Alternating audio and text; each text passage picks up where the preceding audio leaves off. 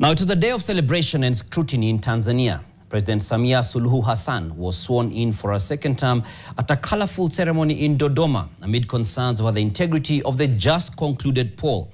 The Southern African Development Community Electoral Observation Mission says the vote fell short of regional democratic standards, while the European Union has voiced concern over violence, abductions, and an internet shutdown that shadowed Election Day.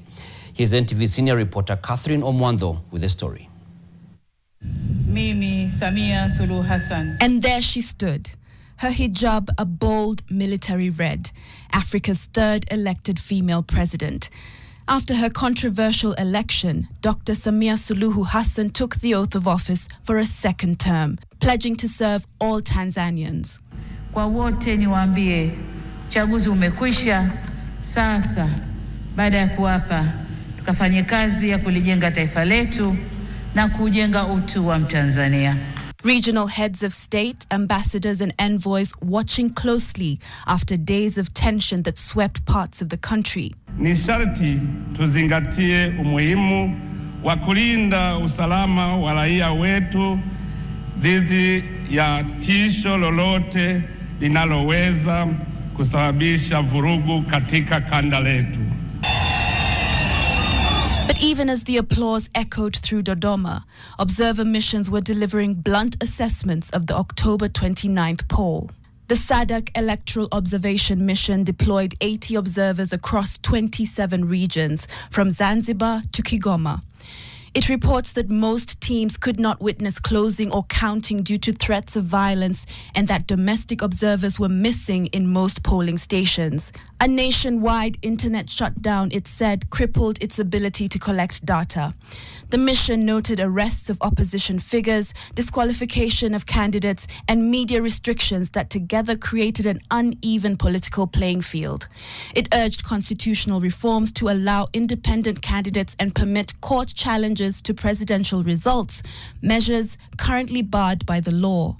While the Electoral Commission announced a voter turnout of 87%, Sadc observers found largely empty polling stations in several regions.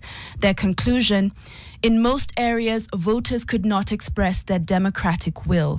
Overall, the mission says the election fell short of Sadc's principles and guidelines for democratic elections. The European Union echoed those concerns, citing violence, abductions, and the internet shutdown. Its statement described reports of fatalities and injuries as extremely worrying, urging authorities to exercise maximum restraint and launch transparent investigations. The EU also called for the release of detained politicians and fair, lawful trials for those arrested. Our political party in Zambia was in opposition for 23 years. But I took the responsibility and the leadership that I cannot send my men and women, citizens of Zambia, in the streets to damage property, to kill somebody, because that blood will be on my hands.